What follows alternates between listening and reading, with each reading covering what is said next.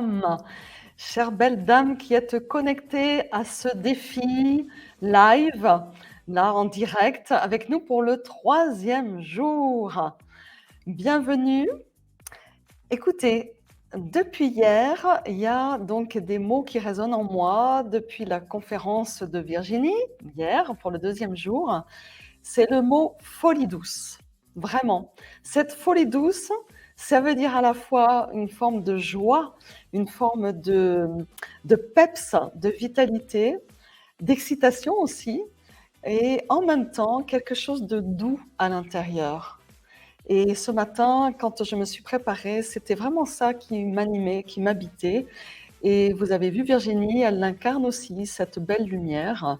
Donc oui, c'est vrai, nous sommes là pour être en connexion avec vous. Je crois que c'est le maître mot aussi, la connexion avec vous, pour vous donner notre témoignage, pour vous inspirer, pour vous donner des clés utiles, pour vous donner aussi peut-être un peu de notre peps, pour vous mettre en action, pas à pas, mais en douceur, dans la bienveillance, dans la sororité. Et cette connexion, c'est pour aussi vous inviter à vous connecter avec vous-même, vous recentrer, revenir à votre essentiel, comme je l'appelle. Voyez-vous, nous avons choisi, c'est vrai, comme petite symbolique, entre guillemets, voilà, pour les 12 jours du défi, des petites fleurs que nous mettons, soit nos cheveux ou autres. Ces petites fleurs, je ne l'ai pas mise justement en arrivant parce que je voulais vous montrer qu'en fait c'est un peu la métaphore de nous sommes toutes des lumières, nous sommes toutes des belles femmes, nous sommes toutes des fleurs. Pourquoi ce symbole de la fleur? Certes, comme je l'avais écrit aussi dans mes mails de bienvenue, certes la fleur elle est signe de féminité, mais elle veut dire encore plus pour moi. La fleur, si elle est toute recroquevillée, si elle commence à émerger, elle est toute petite et son évolution, sa direction, c'est d'éclore, c'est de s'épanouir, c'est de diffuser son parfum, son arôme. Chaque fleur est unique, chaque fleur est différente et complémentaire. Vous voyez bien un bouquet de fleurs souvent. Il y a de l'unicité, l'harmonie, elle est souvent faite parce qu'il y a de la variété. Quelque part, c'est cet exemple-là que j'avais envie, effectivement, en choisissant la fleur, de vous donner cette métaphore pour vous dire que vous aussi, j'allais dire, peu importe à l'endroit où vous êtes, la situation que vous vivez, mais vous êtes des fleurs. Peut-être pas encore tout à fait écloses, peut-être pas encore un peu cachées, qu'il faut un peu débroussailler, mais vous êtes des fleurs. Nous sommes toutes des fleurs, des lumières, nous sommes lumineuses et pétillantes, comme le disait aussi Virginie. Donc je vais accueillir aujourd'hui, alors juste pour faire un petit récap rapide, nous avons donc vu sur ces 2 derniers jours cette lumière et cette beauté, comment nous pouvons essayer de la développer si on regarde sa direction, son sens de vie, sa mission de vie. Ça, c'était le 1er jour avec moi. Le 2e jour avec Virginie, c'était regarder cette lumière, comment on peut justement la faire éclore en allant en dégommer les croyances limitantes, entre autres, et puis en se recentrant sur soi, d'être d'abord à son service pour être au service des autres. Et aujourd'hui, je vais accueillir Marie, et Marie va nous parler de l'amour de soi, et notamment cet amour de soi nécessaire à développer, à, je dirais, rééquilibrer pour être en relation harmonieuse avec les autres, et notamment dans les relations affectives. Donc voilà la thématique d'aujourd'hui. Donc je vais appeler Marie. Marie, je ne la vois pas. Donc Marie, elle va arriver incessamment sous peu. Voilà. Alors, on va mettre un petit peu de la musique. Ça va nous permettre de nous réveiller. En attendant Marie.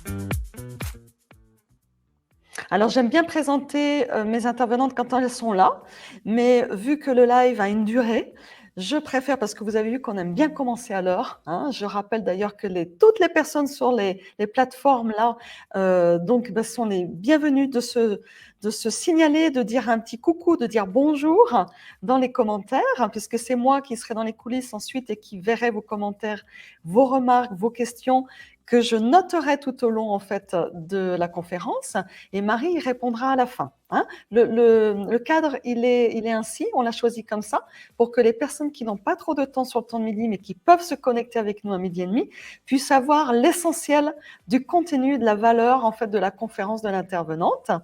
Et donc les questions et réponses, pour les personnes qui ne peuvent pas rester après, eh bien, elles les regarderont en replay, par exemple. Donc, n'hésitez pas à vous poser vos propres questions aussi.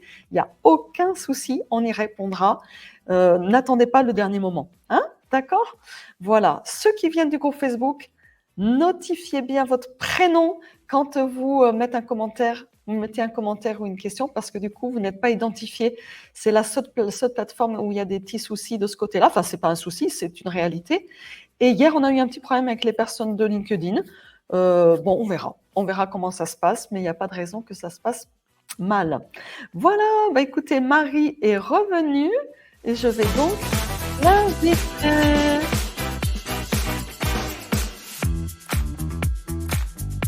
Bonjour Marie. Comment vas-tu Marie? Alors, on n'entend pas ton son Marie.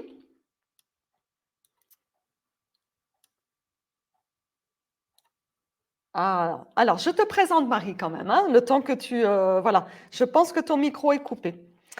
Marie, elle est enseignante et elle a donc une activité effectivement en parallèle de son activité de formatrice en psychologie positive. Elle a deux casquettes, Marie. Voilà.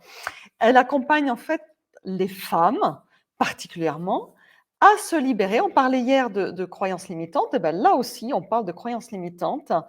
Et vous allez voir qu'on en a un paquet, hein, vous le savez par vous-même. Hein. Et tous ces schémas répétitifs, vous savez, des schémas répétitifs notamment affectifs, relationnels, amoureux. Pourquoi, en fait, elle accompagne ces personnes-là, ces femmes? C'est pour qu'elles deviennent elles-mêmes d'abord, qu'elles s'aiment d'abord, avant d'engager une relation harmonieuse, une relation authentique et vitalisante. Donc, sa proposition, c'est une proposition de formation en ligne et avec un suivi en visio, voilà, parce que comme je dis, elle a les deux casquettes, mais elle y arrive très bien. Et bientôt, elle ouvrira d'ailleurs une animation avec un groupe, une formation en groupe. Donc voilà, je t'ai présenté, Marie. Tu n'hésiteras pas si tu veux compléter, mais je vais te laisser maintenant la parole. Peut-être faisons un petit test parce que je vois ton micro fermé. Est-ce que tu es avec nous pour le son? Yes! Allez Marie, du coup, je te laisse. Vous m'entendez? Tu peux me faire ça de la main parce que je t'entends pas. Ouais, moi je t'entends très bien. Vous m'entendez? Donc, ouais, voilà. Ok, Je te laisse super. Marie. À toi. Alors, bonjour à toutes. J'y vais parce que... Voilà, merci. Merci Lydia. Bonjour à toutes. Je suis ravie d'être là avec vous, partager ce moment authentique. Alors, j'ai un petit problème de connexion. J'espère que ça va aller. Donc, ma conférence aujourd'hui, elle a pour fil rouge, non pas vous aider à activer votre pouvoir intérieur, mais peut-être d'abord comprendre pourquoi on n'y arrive pas. Pourquoi c'est difficile finalement de prendre...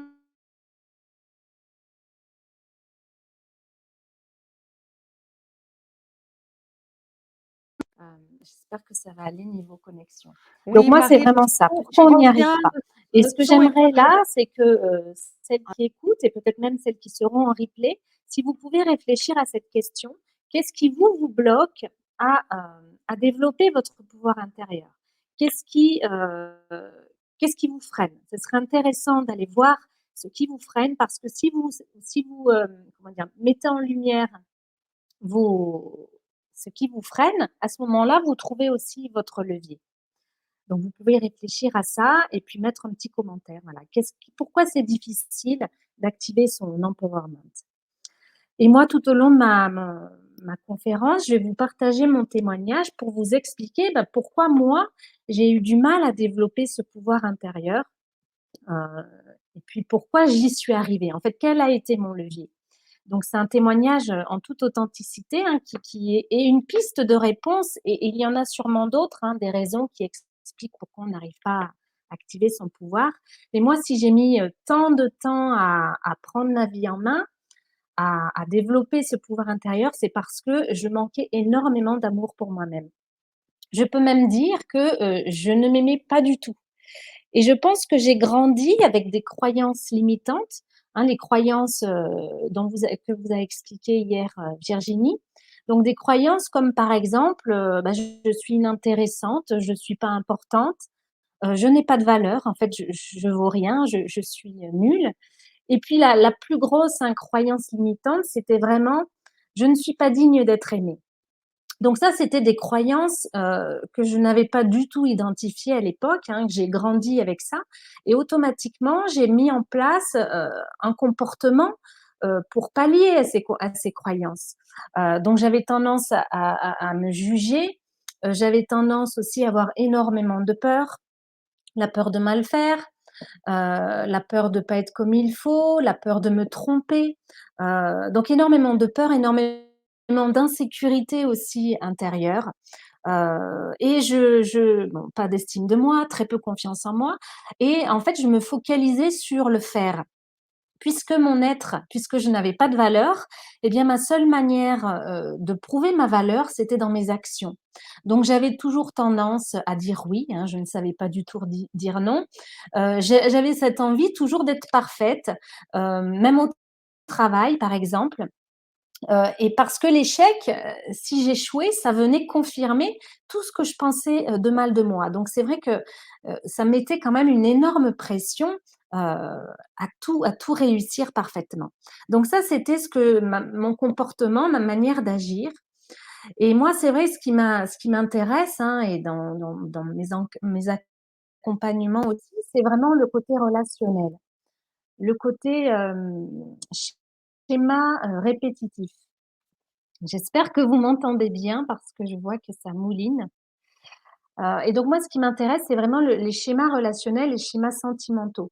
Et comment je fonctionnais donc, dans la sphère amoureuse? Eh bien, tout simplement dans le couple, heu, j'avais tendance à chercher des profils, beaucoup plus âgés, des hommes, assez charismatiques, qui ont tendance à prendre, beaucoup de place. Heu J'espère que vous m'entendez bien. Le problème, c'est que je ne sais pas si, vous m'entendez. Lydia, si tu pouvais me mettre un petit message par téléphone, voilà. Sinon, je couperai ma vidéo. Donc dans mon couple, c'était ça. J'étais attirée par un profil d'homme assez âgé, assez charismatique, qui prenait beaucoup de place. Parce que moi, à l'époque, comme je ne m'aimais pas, eh bien, ce qui m'arrangeait, c'est de me mettre en retrait, en fait, et que l'homme prenne toute la place. Et j'avais inconsciemment des besoins énormes à combler, des besoins dont j'en avais pas du tout conscience, parce que le rôle inconsciemment de mon partenaire, c'était de combler mes carences affectives, de me rassurer, de m'aimer. Parce que si mon partenaire m'aimait, ça voulait dire que j'étais digne d'être aimée. Donc là, vous voyez bien que je n'avais pas du tout, d'empowerment. À aucun moment, j'étais en train de l'activer puisque le pouvoir, je le plaçais dans, mon partenaire, puisque c'était lui qui, finalement, déterminait si j'avais de la valeur ou si je n'avais pas de valeur. Donc c'est même dangereux quand on voit avec le recul parce que je ne maîtrisais rien et c'était l'homme qui avait ce pouvoir. Donc forcément, le schéma relationnel, était assez toxique parce que, il y avait une emprise. Puisque moi, je dépendais, de cet homme, il y avait une emprise qui s'installait, une ascendance avec une dépendance affective. C'est vrai que moi, dans mes schémas relationnels, j'ai longtemps été dépendante affective. Parce que, dépendante, pourquoi? Parce que je dépendais de mon partenaire pour m'aimer. Donc je dépendais de son amour pour m'aimer. Donc automatiquement, hein, ça crée une relation toxique. Ça crée une relation toxique. Alors j'ai eu quand même, de la chance, enfin, j'ai eu quand même, oui, j'ai pas eu de relation, d'hommes toxiques, hein. Je n'ai pas du tout rencontré des pervers narcissiques, par exemple, mais ça n'empêchait que le lien était toxique. Le lien était toxique parce que l'homme était là pour, combler mes blessures, parce que, hein, ce manque d'amour pour soi, il n'arrive pas par hasard, il s'explique par, notre passé, par notre vécu, par nos blessures. Et donc l'homme, mon partenaire, venait les combler. Donc c'est en ça que le lien était toxique parce que finalement, j'attirais pas non plus n'importe qui. J'attirais aussi quelqu'un qui avait des blessures et pour qui ces blessures, matchaient avec les miennes. Donc voilà la toxicité du lien. C'est-à-dire que moi j'avais besoin de sécurité parce que j'en manquais énormément. Donc mon partenaire prenait toute la place parce que lui, il avait peut-être aussi un complexe d'infériorité et quelque part ma blessure le valorisait. Donc voilà un peu le schéma, sentimental dans lequel j'ai évolué. Donc j'avais toujours tendance automatiquement à me suradapter à mon couple. Je ne savais pas non plus dire non, hein, je n'écoutais pas du tout mes besoins parce que j'étais même pas capable de savoir quels besoins, j'avais concrètement. Donc c'est comme si j'étais totalement déconnectée de moi-même. En fait, dans une relation sentimentale, je m'oubliais totalement et je misais toute mon énergie autour du bien-être de mon partenaire, puisque c'est son bien-être qui garantissait le mien, en fait, concrètement. Alors, cette situation, elle durait un certain temps, jusqu'à un moment où au fond de moi, hein, j'avais quand même une petite voix au fond de moi qui se réveillait et qui se rendait bien compte que c'était pas possible. Qu'avec une telle relation, je ne pouvais pas vraiment, être heureuse et épanouie. Donc, au bout d'un moment, je finissais par étouffer et bien, je mettais un terme à la relation. Alors, pour une dépendante affective, hein, mettre un terme à la relation, c'est extrêmement difficile. Je finissais par y arriver, au bout d'un moment, mais j'étais extrêmement tiraillée entre 2 voix. Entre la voix, de mon cœur qui me disait, qu'elle était soulagée parce que c'était une relation qui ne me convenait pas et puis la voix de mes blessures qui, elle, me disait: «Oh là là, comment je vais faire? Je vais me retrouver seule». Donc j'étais tiraillée entre ces 2 voix, mais je finissais quand même à quitter la personne et c'est comme ça, voilà, que je trouvais un autre profil qui ressemblait toujours à ce même profil d'homme, hein, un profil, comme je vous ai dit, assez charismatique, assez imposant pour pouvoir venir, combler tous mes manques, en fait. Donc ça a été, oui, ça a duré, bien une quinzaine d'années, voire plus, hein, parce que là, aujourd'hui, j'ai 43 ans et cette histoire, hein, ces relations, se sont enchaînées jusqu'au jour où, on m'a demandé en mariage. Alors moi, j'ai dit oui parce que la voix qui a dit oui, hein, c'était la voix qui écoutait ses blessures. Donc oui, j'avais envie, de me marier parce que, j'avais besoin de quelqu'un pour me rassurer, j'avais besoin, voilà, d'épaules solides, j'avais besoin enfin, je voulais pas être seule donc j'ai dit oui parce que j'ai écouté cette voix-là, hein, la voix de la Marie, blessée et puis, il faut savoir que cette demande en mariage, elle a été faite 2 ans avant le mariage et au fur et à mesure, du temps qui passe, c'est vrai que moi j'adore le développement personnel, j'ai toujours adoré travailler sur moi, hein. C'est vraiment, pour moi, une piste d'exploration, énorme, hein, que nous pouvons être, en fait et donc au fur et à mesure, ce mariage arrivait, s'approchait et je me disais: «Est-ce que vraiment j'en ai envie, en fait?» Et la voix de mon cœur, hein, qui était un peu en sourdine, se faisait de plus en plus forte. Mon corps aussi commençait à réagir parce que c'est vrai que quand on est totalement, pas du tout aligné, on n'est pas dans notre corps, donc on l'écoute pas. Et là, mon corps, au bout d'un moment, il commençait à crier, voilà, à me réveiller. Heu et puis il a fallu un week-end pour prendre du recul et pour me poser les bonnes questions. Les bonnes questions qui ont été: «Qu'est-ce qui est important pour moi? Est-ce que ce mariage, c'est vraiment, quelque chose que je veux au fond de mes tripes, dans mon cœur? Donc qu'est-ce qui est important pour moi? Qu'est-ce que je veux vraiment dans la vie? Et est-ce que ce mariage, est-ce que cette personne est la personne qui me rendra heureuse et avec qui je serai heureuse?» Et toutes ces questions ont fait que j'ai eu un déclic en fait et 2 mois avant le mariage, alors que, tout a été organisé, hein, tout avait été réservé, les invitations, les faire-part, la salle, tout avait été réservé.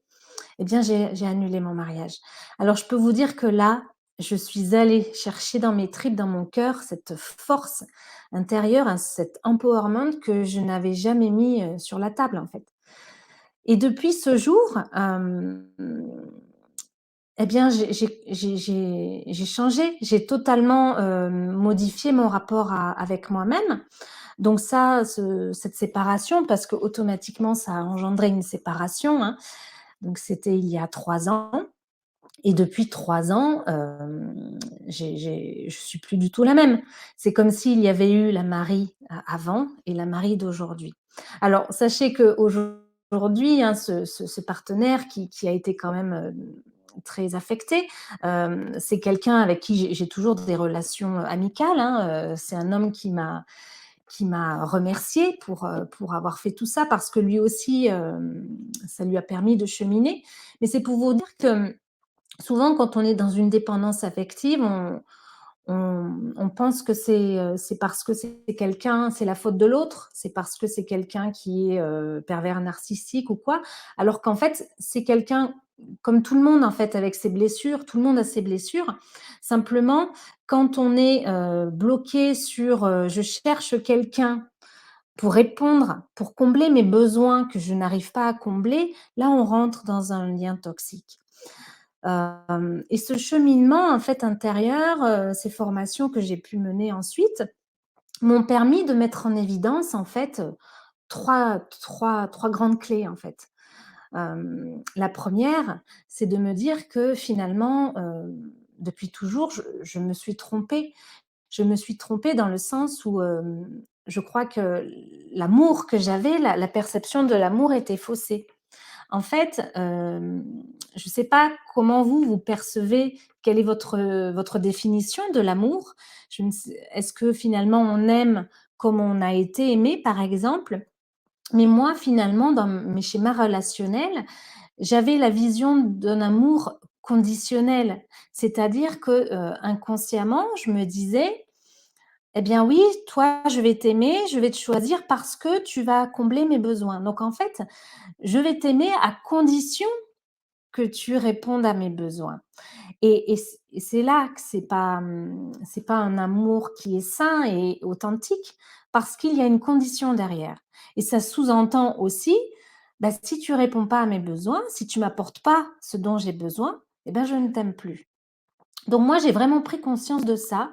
C'est que pour avoir, une relation saine, une relation authentique, elle ne peut pas se baser sur, cette notion, d'amour. Alors comment baser, ces relations, de manière saine? Eh bien, c'est, en allant, chercher un amour inconditionnel, un amour d'adulte à adulte. Parce que quand on est adulte et quand on se sent bien, dans sa peau, quand on s'aime suffisamment, eh bien, on va pas chercher l'autre parce qu'il va nous apporter ce dont on n'a pas. On va chercher quelqu'un pour qui, on va chercher quelqu'un qui nous plaît, pour ce qu'il est. On n'attend rien en retour, en fait. C'est comme si les relations, sentimentales, les relations amoureuses équilibrées, saines, c'est des relations qui sont simplement du bonus, en fait. Je te choisis pour qui tu es et non pas pour, ce que tu vas m'apporter. Donc ça a été vraiment la première clé que j'ai réalisée. Je me rappelle très bien, quand j'étais partie en promenade et j'étais dans ces pensées à me dire: «Mais je crois que je me trompe compte depuis le début, en fait, je ne sais pas aimer. Je me suis dit ça et puis en même temps est arrivé derrière, non pas le jugement, parce que finalement on fait comme on peut, on aime comme on peut, hein, comme on a appris, comme on nous a montré et donc j'ai eu beaucoup d'amour pour moi-même, beaucoup de compassion parce que finalement, j'ai aimé comme j'ai pu. Donc ça a été la première clé. Essayez voilà, si vous avez envie, si vous peut-être en ce moment, vous vivez des relations qui sont plus ou moins toxiques ou des relations qui sont difficiles à vivre, eh bien, voyez comment vous aimez la personne. Est-ce que derrière, il y a des attentes? Est-ce qu'il y a un besoin que vous cherchez, à combler, hein, que votre partenaire doit à tout prix combler? Ou est-ce qu'au contraire, vous avez choisi la personne pour qui elle est? Donc ça, c'était vraiment ma première clé. La 2e clé, alors, je vais reprendre bien dans l'ordre, c'est cette idée que j'ai finalement, puisque je plaçais mon pouvoir à l'extérieur, en gros, j'étais dans l'attente. J'attendais que quelqu'un vienne à moi, qu'un partenaire, me repère et donc finalement, j'attendais un sauveur. Et donc là, on en revient à l'empowerment, hein. Si vous avez cette posture d'attente, cette posture de sauveur, c'est que finalement, vous êtes une victime. Vous attendez que quelqu'un vienne vous sauver. Eh bien là, ce n'est pas du tout la bonne posture à avoir parce que, on n'a pas besoin de sauveur, en fait. On n'a pas besoin de sauveur parce qu'on n'est pas une victime. Parce que la vie que nous avons, c'est la vie, que nous avons choisie. D'accord? Hem Et donc cette position d'attente m'a montré que j'ai longtemps été une victime. Donc c'est aussi pour ça que j'avais énormément de colère aussi, de frustration, de sentiments pas agréables parce que, bah oui, j'attendais qu'on vienne me chercher et quand ça n'arrivait pas automatiquement, ça crée énormément de frustration en moi. Et la dépendance affective, là-dedans, j'ai longtemps cru que c'était un peu la source du problème, en gros que c'est à cause de moi s'il y a tout ça. Mais j'ai compris, et ça c'est vraiment la clé essentielle, que la dépendance affective, eh bien c'est pas une cause, c'est une conséquence. En fait, c'est une conséquence à tout ce que je vous ai expliqué. Si vous vous aimez pas, vous aurez tendance à être dépendant des autres, à être dépendant du jugement des autres pour vous aimer. Et donc là, c'est une conséquence. Donc la dépendance affective, la réponse, heu, ça va passer par l'amour de soi. J'ai aussi, la clé qui est liée à celle-ci, c'est que j'ai longtemps été un peu, je me suis sentie, aussi beaucoup coupable de jamais arriver à avoir des relations qui durent, toujours j'ai l'impression que c'est moi qui avais un problème et j'arrivais pas à comprendre parce que je m'en voulais, j'avais tendance à culpabiliser et donc j'étais dans un cercle vicieux qui faisait que n'arrivais pas à en sortir. Et là, j'ai enfin compris avec ce cheminement que, je crois que la dépendance affective, c'est une conséquence, mais c'est aussi un match, comme je vous l'ai dit, entre 2 partenaires qui sont blessés. Donc en fait, la dépendance affective, elle est aussi, la responsabilité du partenaire. Parce que, pour qu'il y ait dépendance affective, il faut que le partenaire en face, lui, hem, soit aussi blessé, si vous voulez. Parce que finalement, par mes blessures, je vais le faire exister. En fait, je vais le valoriser. Donc la dépendance affective, je m'en suis longtemps voulu à me dire: «Mais c'est de ma faute». Mais je crois que c'est la responsabilité est partagée. Donc c'est vraiment, une histoire de match entre qui je suis, mes blessures, avec les blessures des autres qui vont être, pansées par les miennes, qui vont être apaisées par les miennes. Ça m'a fait beaucoup relativiser et comprendre que, finalement, voilà, je ne suis pas coupable. L'autre, l'autre shift, hein, clé, c'est vraiment se dire, bah oui, pour régler cette dépendance affective, pour avoir des relations saines, ça passe vraiment par l'amour de soi. Alors c'est un chemin, hein, ça se travaille, mais c'est vraiment essentiel parce que si vous ne savez pas, si vous n'arrivez pas à vous aimer, vous aurez tendance à subir, vous aurez tendance à vous suradapter. Donc, il suffit de voir finalement dans votre vie sentimentale, dans votre vie amoureuse, comment vous êtes et qu'est-ce que vous êtes en train d'accepter et de subir. Et je crois que c'est dans cet espace-là que vous allez voir finalement si vous vous aimez suffisamment ou pas. Parce que c'est ça qui peut vraiment nous dire, ah ben oui, je suis incapable de dire non, oui, je me fais pas respecter, c'est parce que c'est moi en fait en premier qui ne me respecte pas. Longtemps, moi, j'ai tout mis un peu aussi dans la faute des autres, mais je crois que les autres, s'ils réagissent comme ça avec nous, c'est parce que nous, c'est nous en premier qui les laissons faire. C'est nous en premier qui ne sommes pas du tout capables de fixer nos limites et de nous faire respecter. Je rajouterais aussi une dernière clé. Alors c'est vrai que toutes ces clés, elles sont liées, et je crois que quand on s'aime suffisamment, on est capable de faire d'autres choix. En fait, moi, pendant longtemps, quand j'étais dans des blessures que je n'avais pas encore mis en lumière, que je n'avais pas encore travaillées, eh bien, comment je faisais mes choix? En écoutant cette voix blessée, en écoutant cette partie de moi qui souffrait. Donc mes choix étaient dictés par je ne veux pas être seule, mes choix étaient dictés par oh, je veux me sentir rassurée, je veux me sentir en sécurité. Donc mes choix étaient fondés comme ça. À partir du moment où j'ai commencé à apprendre à me connaître, j'ai commencé à avoir une nouvelle relation avec moi-même, eh bien j'ai fait des choix totalement différents. J'ai fait des choix totalement différents parce que je n'ai plus écouté la voix de mes blessures, parce que je les avais identifiées, mais j'ai écouté plutôt la voix de mon cœur. Et les questions qui me permettent aujourd'hui de faire des choix sont plutôt: «Mais qu'est-ce qui compte pour moi? Qu'est-ce qui me rend heureux? Qu'est-ce qui me rend heureuse? Et qu'est-ce qui a du sens pour moi?»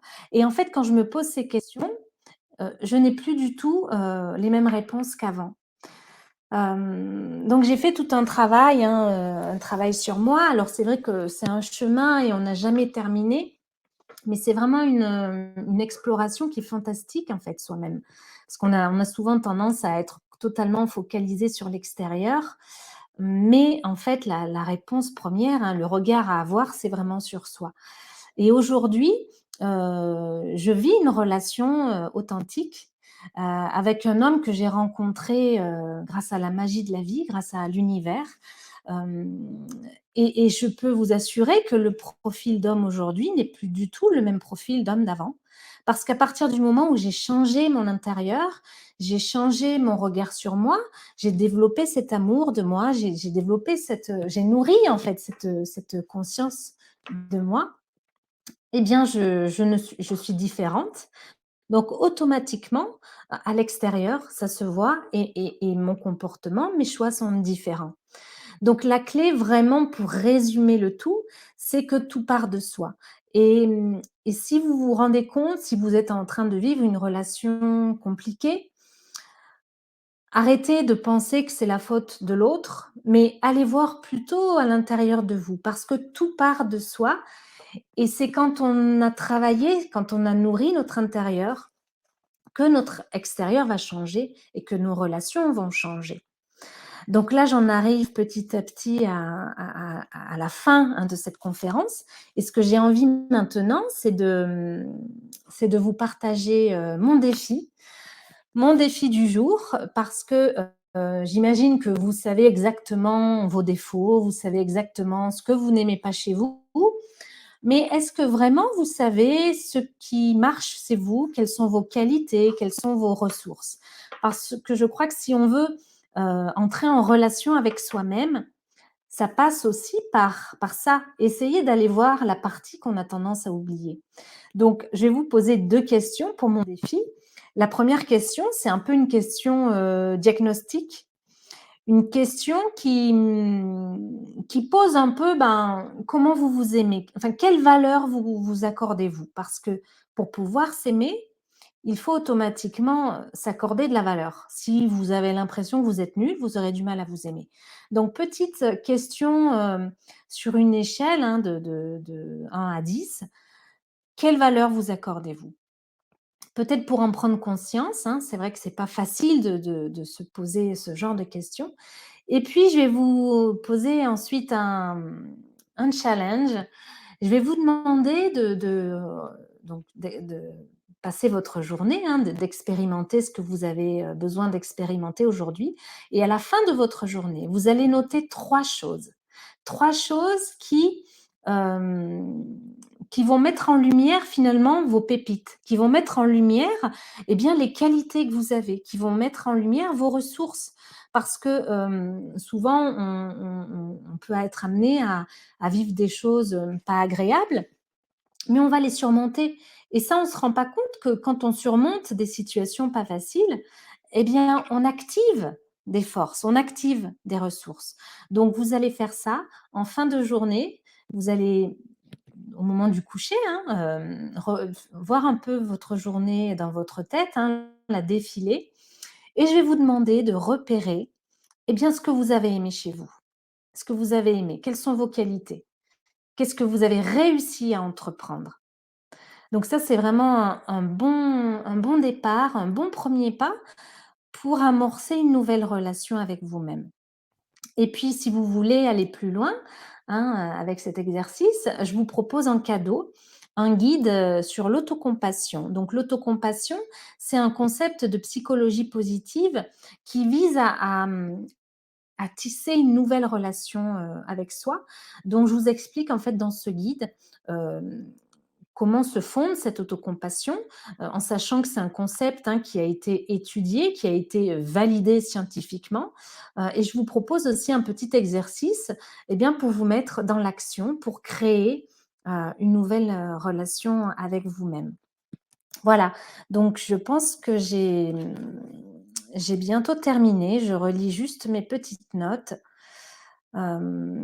Et puis la possibilité aussi, j'ai donc ce guide sur l'autocompassion et puis je vous propose aussi, si vous êtes intéressé, un appel, téléphonique gratuit.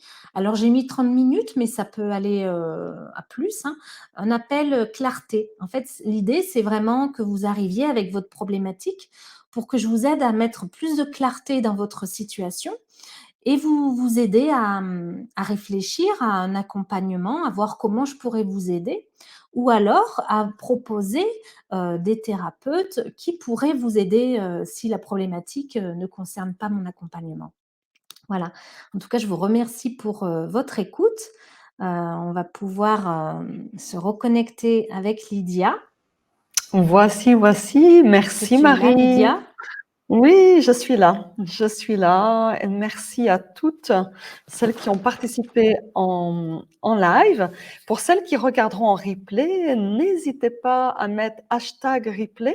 Comme ça nous permettra aussi d'être en énergie avec vous, de se sentir en connexion et de répondre donc plus tard. Donc c'est Marie qui répondra à vos commentaires et vos questions. Mais voilà, d'ores et déjà, je ne sais pas Marie si tu as des questions à leur poser plus particulièrement, parce que je vais te dire qu'en fait, elles ont été très sages ce matin. Elles ont été très, très sages. Donc, en fait, il y a une question. Voilà. Il y en a certaines, notamment Myriam, qui dit qu'elle est ravie d'être là. Amélie aussi. Voilà. Et tu as posé à un moment donné quand même une question, et donc alors je n'ai pas le nom de la personne parce qu'elle vient de Facebook et elle ne s'est pas identifiée. Elle dit, elle se reconnaîtra si elle veut donner son nom. Elle dit qu'effectivement prendre pleinement confiance en soi et se sentir légitime. Je pense que c'était lié à une question que tu posais au départ et que c'est voilà, c'est effectivement pour rebondir sur ce que tu disais, c'est une piste. Et une question, la question d'Alice. Donc Alice qui demande si est-ce qu'on peut parler de dépendance affective avec ses enfants? Oui, oui, je pense. Vous m'entendez? On t'entend. Ouais. Ah OK, parce que là, oui, dépendance affective, en fait, je crois que ça peut être avec n'importe qui à partir du moment où, finalement, on a donné, le pouvoir à l'autre. Donc en fait, en gros, on est dépendant de l'autre parce que c'est l'autre qui va nous aimer et si on nous aime, ça veut dire que, eh bien, on est digne d'être aimé. Donc, je pense que tout à fait, on peut être dans une dépendance affective avec ses enfants. Et peut-être que d'ailleurs, vous avez du mal. Ah, on t'entend plus. On n'entend plus. Marie, on n'entend plus le son là.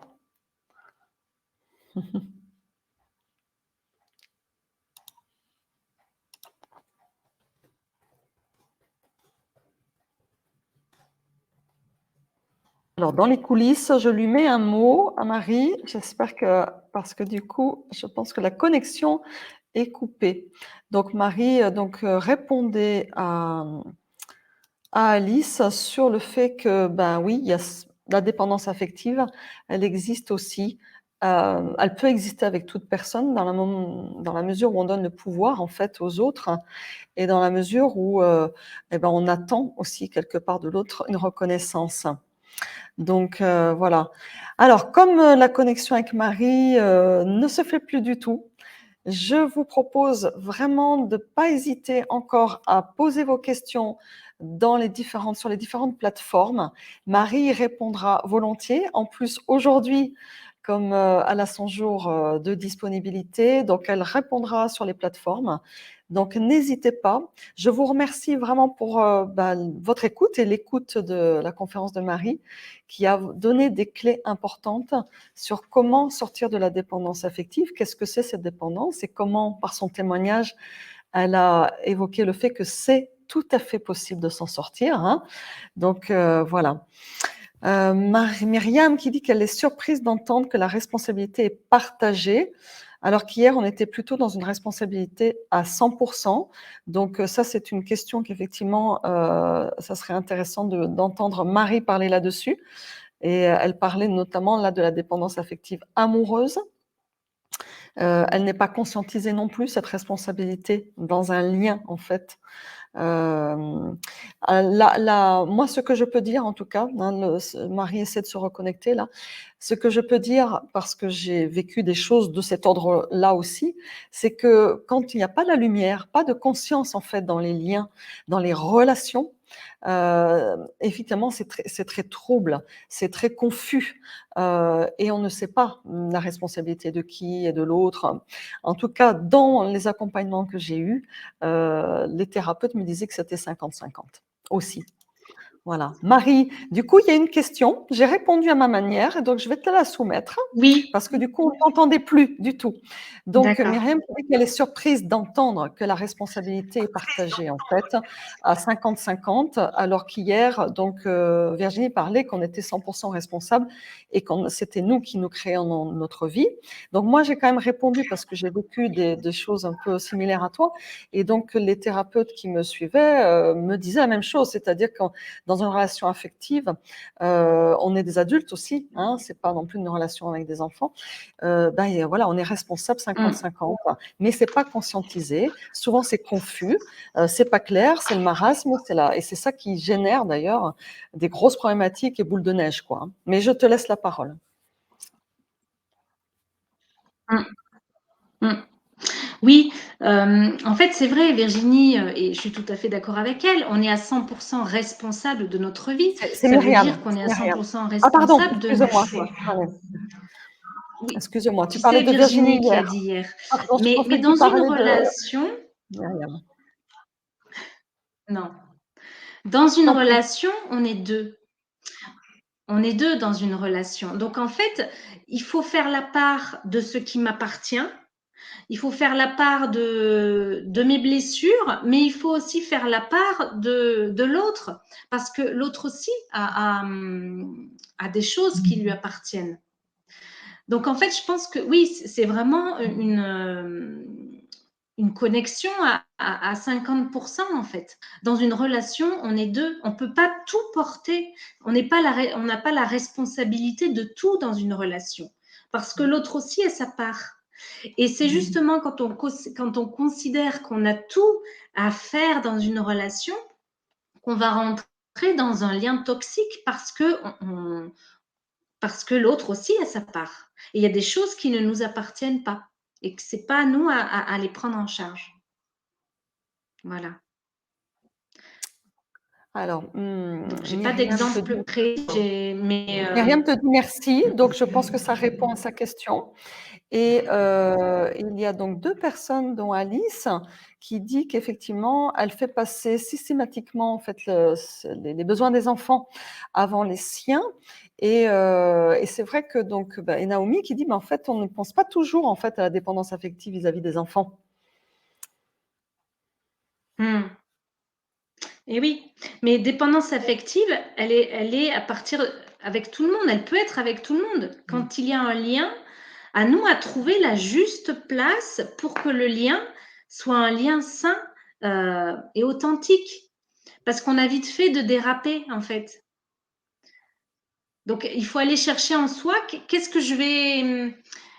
Qu'est-ce qu'elle dit, elle dit de moi, cette dépendance affective? Qu'est-ce que je vais chercher chez l'autre, en fait, comme validation, comme autorisation? Il faut aller creuser un peu dans ces blessures, dans ces schémas. Et tant qu'on n'a pas creusé, tant qu'on n'a pas mis en évidence eh bien, ces blessures, on reproduit toujours les mêmes schémas. Et c'est ça que j'aime aussi travailler avec mes clientes, c'est de voir à quel point on s'enferme en fait dans des schémas répétitifs parce qu'on n'a pas pris conscience de toutes nos blessures en fait. Et à partir du moment où on fait un travail dessus, sur ces croyances, eh bien automatiquement on sort de ce schéma et on n'est plus du tout dans les mêmes relations après parce qu'on fait plus du tout les mêmes choix. Donc c'est vraiment très intéressant d'aller creuser en fait, parce que la réponse elle est en nous en fait, c'est pas l'autre qui l'apporte. C'est ça l'empowerment. C'est très, très, beau ce que tu dis et ça résonne parce que figure-toi, Marie, que notamment, Amélie qui dit vraiment un superbe témoignage. Bravo, hein, je pense que tu as touché les cœurs et elle te dit: «Mais quelle force tu as eue». Donc moi j'allais dire: «Mais en fait cette force elle vient aussi parce qu'on fait ces choix-là», notamment quand tu as décidé, Oui. voilà, de ne pas te marier et du coup ça libère aussi une énergie et une force de prendre des décisions avec l'écoute de la voix de son cœur, n'est-ce pas? Ouais. Après, je voudrais quand même rajouter que c'est pas parce que j'ai fait ce choix-là que je n'avais pas de peur. Au contraire, mes peurs, elles ont été démultipliées parce que je sortais de ma zone de confort. Mais en fait, à partir du moment où je vais plus loin que mes peurs, je sais qu'à un moment donné, je vais sur le bon chemin. En fait, si vous faites vos choix à partir de vos peurs, vous allez rester étriqué. En fait, les peurs, c'est simplement un indicateur, en fait, et c'est ce que j'aime expliquer aussi en formation, c'est que la peur, c'est rien d'autre qu'un indicateur. Et annuler mon mariage, évidemment, ça m'a profondément ébranlée, mais je savais au fond de moi que c'était là où il fallait que j'aille. Donc, il faut vraiment écouter, oui, cette voix du cœur, en fait. Et on a tendance souvent à pas savoir qu'elle est là. C'est vrai. Parce qu'on a les pétoches, quoi, en fait. Eh oui, on a les Parce que pétoches. oui, comme tu as dit, c'est quand même des sorties de zone de confort, hein. Ce travail, parce qu'on parle souvent de travail et c'est pas Ouais. anodin de dire de travail sur soi. C'est qu'en fait, il y a des sorties de zone de confort, comme tu as dit. Il y a le fait de dépasser, énormément de choses qu'on n'imagine même pas et on imagine le pire derrière, alors qu'en fin de compte, c'est on pas à pas, en fait, que le chemin va se faire et en se faisant confiance et c'est pour ça que d'être accompagné, ça peut aider, évidemment, mais vous êtes votre propre Ouais. guide. Myriam dit que voilà, je pense qu'elle relie, elle redit ce qu'elle a compris et je pense que c'est juste par rapport à ce que tu lui as répondu. On est responsable à 100 de la mise en place, en fait, de tout ce qu'on vit, de nos schémas, hein, notamment répétitifs, mais on n'est pas à 100 responsable de la relation, en fait. Eh oui, exactement. C'est ça. Et c'est exactement ça. Ouais, ouais, ouais. Et Donc c'est tout à fait ça. Donc, laisser voilà. la part autre. En fait, quand on est dans la dépendance affective, j'imagine que vous êtes dans la peur de l'abandon, la peur du rejet, et c'est ça qui vous guide. Donc, on a tendance à en faire trop.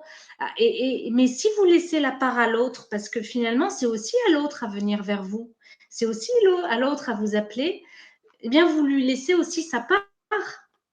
Donc, voilà, il ne faut pas être dans cette écoute de la blessure, du rejet, de la blessure de l'abandon, parce que ça nous fait sortir de ces 50% en fait. Donc, restez bien dans vos 50% d'action. Tu nous as donné de la lumière là aussi, hein, de la clarté. Parce que du coup, je pense que parmi les participantes, n'hésitez pas à dire, mais il y a des petites prises de conscience là, ou même plus grandes. Et Myriam qui redit vraiment bravo d'avoir pris cette décision, Marie, parce que bah ouais, elle te dit aussi voilà que ça a dû te demander du courage et une force. Hein. C'est sûr, oui. Après, tout le monde est capable. Hein. Tout le monde est capable. Il suffit juste d'écouter juste vous poser la question, mais qu'est-ce qui est bon pour moi en fait? Qu'est-ce qui me rend heureuse? C'est ça la question. La question, elle n'est pas à court terme, parce qu'à court terme, automatiquement, on est bloqué sur nos peurs. Mais voyez à long terme, comment vous voyez, hein? Comment est-ce que, voilà, essayez de vous projeter dans votre vie rêvée. Et est-ce que votre vie rêvée, elle correspond à la vie que vous vivez, ou est-ce qu'il y a un écart entre la vie que vous avez et votre vie rêvée? Eh bien, c'est qu'il y a une marge de manœuvre, et c'est là où vous allez activer votre pouvoir intérieur. Très beau témoignage. Donc, si vous regardez en replay, pareil, hein, réagissez, mettez, parce que, alors, je veux dire qu'on ne fait pas ça pour ça, mais ça nous fait du bien aussi de voir qu'en fait, que nos messages impactent et peut-être interpellent pour aussi vous faire bouger, parce que c'est l'intention de ce défi, on est d'accord, c'est pour vous mettre en réalisation de votre vie, même par petits pas. Et d'ailleurs, moi, c'est ce que la méthode Kaizen, comme on l'appelle, par petits pas, est la meilleure, parce que quand on voit en fait l'écart dont parle Marie entre ce que l'on vit et ce qu'on aimerait, le rêve, parfois on se dit c'est pas possible. C'est comme quand on escalade une montagne, un Himalaya ou je ne sais pas, une grande montagne qu'on n'a jamais fait. Alors que si on s'entraîne petit peu par petit peu, et c'est aussi ce courage, c'est aussi la patience en fait à cultiver, qui n'est pas évident dans nos sociétés. Oui, ouais, la patience, et puis faire comme tu dis, ces petits pas, parce qu'un petit pas nous amène à un autre, qui nous amène à un autre. Il faut arriver aussi à accepter que ça n'aille pas aussi vite qu'on aimerait, hein, parce qu'on ne peut pas changer sa vie en un claquement de doigts. C'est pour ça que voilà, c'est nourrir un peu, c'est cette partie de nous qu'on a tendance à oublier, apprendre à s'aimer et aller sur ce chemin. Voilà, qu'est-ce qui me rend heureuse? Qu'est-ce que j'ai envie? Qu'est-ce qui me comblerait? Qu'est-ce qui me rendrait heureuse? Et c'est se poser ces petites questions pour faire ces petits pas. Je crois que tu as déclenché quelque chose, hein, parce que là, je vois, ça fait beaucoup réfléchir, dit Alice.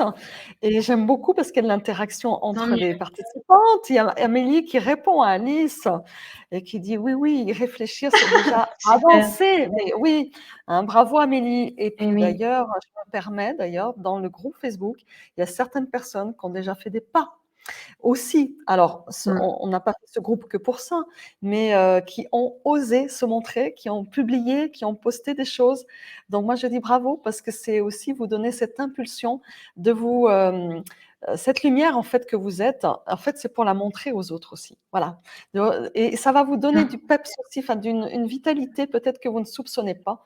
Même si le groupe Facebook, il n'y a pas non plus 10 000 personnes, mais justement, c'est un peu cocooning, donc bravo à celles qui ont fait le pas, et n'hésitez pas les autres. Si vous sentez que ça résonne, c'est que c'est le moment. Hein, voilà. Voilà. Eh ben écoute, je voudrais voilà, juste rajouter quelques... Si tu veux conclure, oui. Voilà, Hein, en fait, parce que c'est vrai que on peut même se poser la question, mais quel est le meilleur choix pour moi? Quel est le bon choix? Est-ce qu'il faut que je quitte quelqu'un? Est-ce qu'il faut que je reste? C'est vrai qu'on est totalement perdu, mais je crois qu'en fait, il n'y a pas de bon ou de mauvais choix. Tout dépend la voix que vous écoutez. Moi, il y a 15 ans, rester avec quelqu'un parce que je n'étais incapable de vivre seule, c'était le bon choix à ce moment-là, parce que j'étais pas prête de vivre seule.